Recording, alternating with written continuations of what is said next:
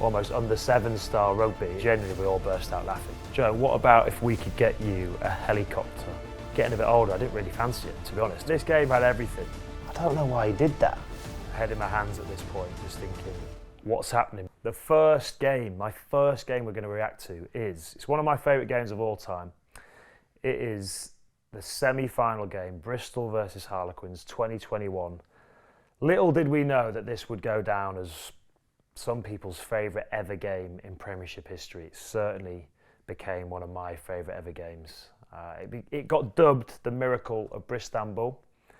And this was a game, weirdly, when you finish 4th in the Premiership, you play against 1st away from home, which we could have potentially finished 3rd or 4th. We ended up finishing 4th, which we were actually really happy about because we played Bristol 3 or 4 weeks earlier, just narrowly lost to them. But we'd seen that day that we thought our game plan could cause them some problems, and we kind of thought we'd worked out what would cause them problems, and we backed ourselves to go down to the best team in the league that year. They were the best team all season. We backed ourselves that we would go down and win. The run-outs are always fun. The Quins lads like to get nice and tight, give you a load of stick as you're running out, fire the boys. You can see here Marla obviously playing up to the crowd. He knows the camera's on him. Classic Joe. I put in a nice hit, I thought, here on Andy Urin, and then Charles Piatow gets the ball and he just runs a mockery of our defence. Such a skillful player. Semi Radradra to Ben Earl, our favourite person, Ben Earl, and he gave that one. He gave that one 7 minutes into a semi-final. One thing you should know, and I did tell him about afterwards, is you shouldn't celebrate 7 minutes into a game, Ben, as you never know what's going to happen. But yeah, this just shows how dangerous Bristol were off any sort of turnover, any counter-attack. They run from anywhere with some unbelievable players. You see snaffling for a little turnover there, which you don't get many of. Yeah, so obviously we're 11-0 down here with 10 minutes gone. We forcing something there on the outside, which against Bristol you don't want to do. Charles Piatow just again toying with us. Jake Morahan down the corner. They keep the ball alive, which Bristol did so well. I remember at this point right here thinking, I am so tired. How is this happening? Nathan Hughes nearly scores in the corner. Max Malins dives in the corner for his first. We're sat here 16-0 down after 21 minutes. I make a big mistake here on a defensive read on the back of a scrum. As a 9, you have to almost gamble sometimes which way you think the ball's going to go by reading the body language, and this is a move I think Bristol did really well. They sent Andy Urin off to the right to take my eyes over there, and then Nathan Hughes had the easiest pick-up to the left. Could have scored himself, gives it to Max Malins. One of those moments where I'm head in hands there thinking, sorry boys, like all we said is don't let them score again. They're already 16-0 up. And a bad defensive play from me. They go 21-0 up after 25 minutes, and we're stood behind the post going, come on boys, like let's sort this out. And then the Bristol madness is on again. Morahan in the corner for another try. 27 minutes on the clock in the biggest game of our season. We are 28 points to 0 down. And I remember being stood behind the posts, and myself and Joe Marler, we'd said during the week, like, we wanted to finish 4th. We wanted to play against Bristol. We backed ourselves to beat Bristol. And I remember, I think one of us joked, we maybe should have tried to finish 3rd instead, because we were getting our tails handed to us. Believe in yourselves. We believed that we could cause them some problems. We just needed one opportunity, like one mistake from them or one moment of brilliance from one of our players. And if we could get that, then it gave us that hope, and then it fed on from there. It's just a little scrap, yeah, a little scrap. Boys getting a bit angry now, which I like. Shows we've got some fight in us. So we go really close here. 29-minute Louis Liner. Thought we'd scored in the corner. I think they pull this back, unfortunately. Louis' right foot and hip. Just those wide hips, Louis. One thing we were saying here is we cannot let them score again. They can't score 5 tries against us in the first half. 4, you think maybe you can get away with. It's a little intricate play that Bristol kept doing. They did things differently that year, where 4 players wrapping around on little, almost under 7 style rugby. It's great to see.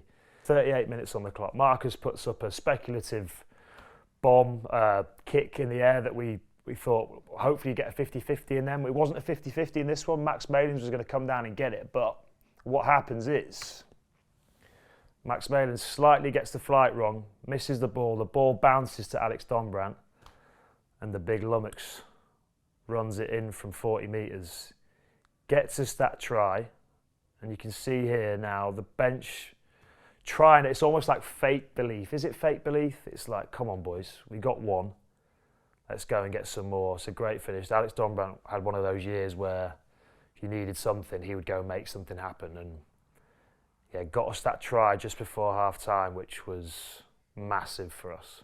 I think one of the most important things happened as we were walking off the pitch at the end of the first half. We noticed like a few of their lads laughing, joking, almost taking the mick out of us, thinking these lads are terrible. They don't deserve to be on the same pitch as us. There was a couple of comments made by a few of their players. But that one try just gave us this belief that we were like, right, we're still in this. And we came in at half time. Stefan Levy sat all the players down. The coaches stayed out for a couple of minutes. And generally, we all burst out laughing. We were like, that couldn't have gone worse. Like, we have to sort our stuff out, boys. Otherwise, what's the point in the last year, the year that we'd had, losing a coach, coach getting fired just after Christmas. We then went on this unbelievable run, got into the top 4. No one believed we could do it. We're playing some unbelievable rugby, and we were like, this can't just be for nothing. So we said, right, if we get the first try, we're banging this game. And if we get the first and the second, Bristol better watch out. And this second half of rugby is probably one of my favourite halves I've ever been involved in. One thing we'd also said at half time was any opportunities we can inject more tempo into the game, get their forwards running even more, try and tire out their superstars, try and get them off the pitch even earlier is going to benefit us. So any sort of opportunities to quick tap, this is one of my favourite things about being a scrum half.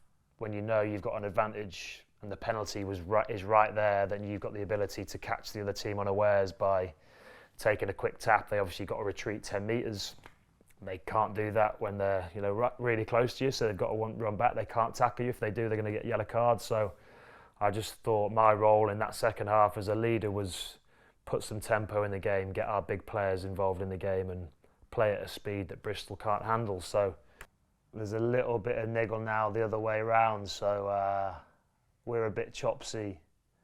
I'm just trying to remind the Bristol lads that they can't bottle this, surely. Yeah, Thomas is a good boy, to be fair, so he took it well, but I'm just trying to get stuck into them if we can. The way that Bristol played that year, another thing that we'd said, that they're not very pragmatic. If they're winning by 28 points, they won't go into their shells. They're going to keep playing. They're going to try and win by 50, which sometimes is great, but maybe in knockout rugby, you have to play a little bit smarter. They kept throwing caution to the wind, kept playing from anywhere, and we said, look, our defence is a try-scoring defence, force some errors. And that was almost a perfect example of it, of line speed from us, drop ball, Jimmy Chisholm pounces on it, goes in for a try, and suddenly it's 28-19. We're in the game. 53 minutes, it's 28-19. We get a set piece play, which we have practiced this move hundreds of times in training. It's one of our go-to plays. We try and catch teams unawares by going to the prop, Philco low at the front, rather than going up in the line-out, giving them an opportunity to steal the ball. You throw it to the front guy before they're even set. Wonderful try, and suddenly we've scored 4 unanswered tries. And you dare to dream then, you definitely believe in that this is going to happen. This is going to be the ultimate response, the ultimate comeback, one of the best moments of our careers. And yeah, at this point, 28-24, it's still a big game on, but there's no way I thought we were going to lose this game. Harry Randall came on the pitch, and Harry Randall does what Harry Randall does. Like, massive fan of him, love him as a bloke, love him even more as a player. Just so nippy around the park. We knew all week with him coming off the bench, we'd have to be on it for 80 minutes, and especially when he comes on. Don't give him a sniff. We gave them a big sniff here. They would go up 33-24. However, forward pass, unfortunately. Maybe if that try goes in, the end doesn't happen, but thankfully Wayne Barnes and his officials ruled that forward. So 31-24, a bit of a reprieve for us. I think they knocked over a penalty, but we're 7 points down. Still fully believing that we're going to cause them some problems and we're going to win this game. This game could have had even more tries, but there was two there, two forward passes.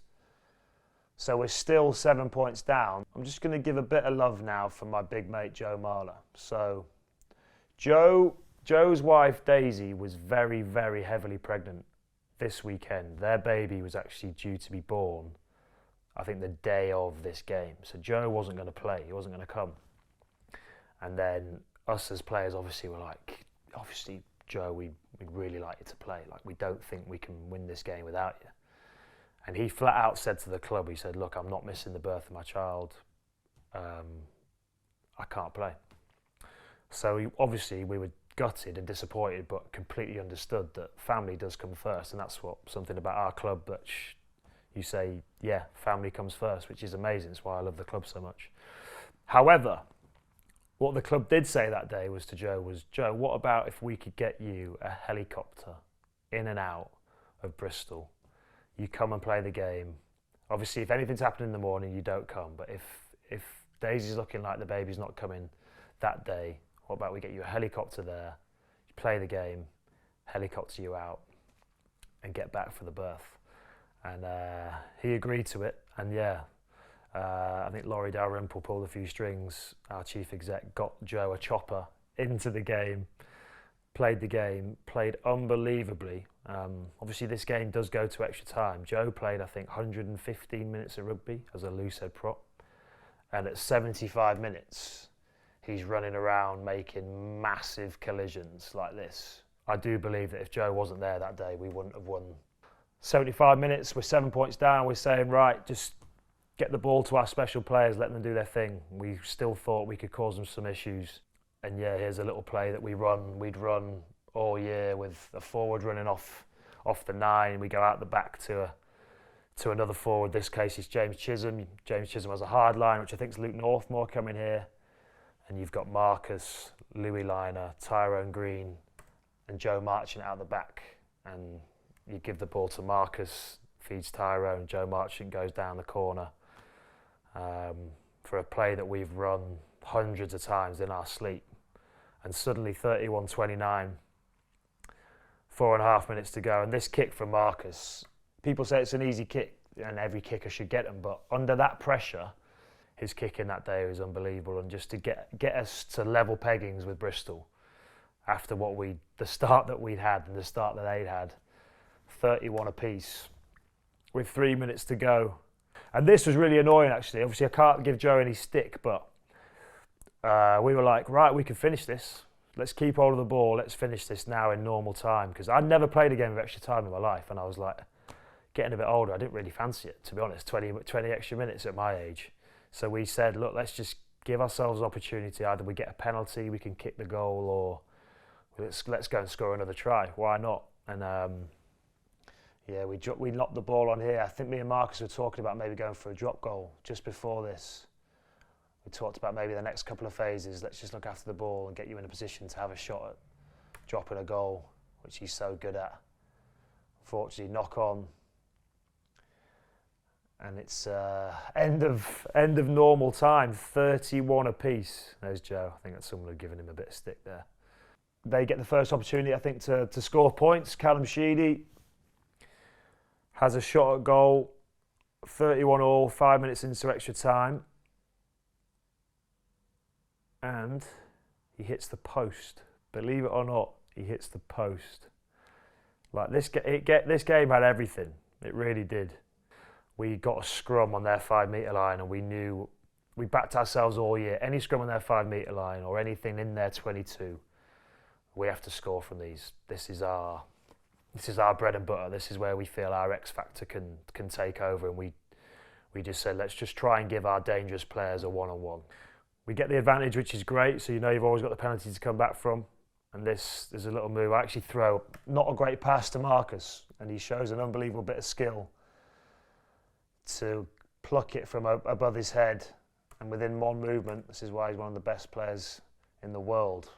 His ability under pressure in the big moment to take a ball up there and in one movement throw a seed to Tyrone on the money to give him a one-on-one. Now we've got 2-on-2 with 30 metres of space. You back us to score that 9 times out of 10. He goes in for his second of the game. We're suddenly 36-31 up with 4 minutes to go. It's chuffed for Tyrone. He'd had to wait a long time for his opportunity. We obviously had the Quins legend Mike Brown had worn that 15 shirt for so long and done unbelievably in the shirt. Unfortunately, he got banned towards the end of the season, and one person's sort of misfortune gave Tyrone an opportunity to come in and stamp his mark on the team, and he was this unbelievable attacking threat that teams didn't really know much about, I think, which was great as well. He was almost that surprise element. But what a player. To the second half of extra time here, I played 92 minutes. I was tired. That was a strenuous 92 minutes, but I absolutely loved every minute of it. And yeah, that's the horrible thing about when you come off the pitch. It's so out of your control then, you're just praying and hoping that the boys hold on. Bristol being Bristol, they're never out of a game. Max Malins goes in for his hat-trick semi-final. 38-36 with a kick to come. This game has everything. In the end, I think Kalashidi, he went for the drop goal in the end. I think maybe he was running out of time. I don't know why he did that. To this day, I don't know why there wasn't a tee on the pitch. Maybe they'd lost the tee. Maybe he was running out of time. I don't know. But Kalashidi's hit a lovely drop goal, and again, he's hit the post. So we're talking about that. The width of a post, that could have been the difference. 20 seconds to play, where we just got to hold out for probably one rook. You could probably milk one rook, take your time, kick it out. They turn us over, and I'm sat there in the stands, head in hands, thinking we can't lose it like this now, after everything we've been through in this game.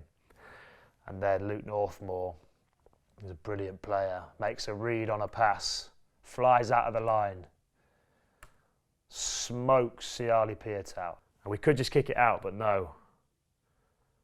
Here we go. 2 passes into our speedster's hand. One key lesson, I would say, any youngsters out there, any team. If you force an error, force a turnover, pass the ball twice. 2-pass policy. Get the ball to your fast guys. The coaches are going mad. I think I'm head in my hands at this point, just thinking,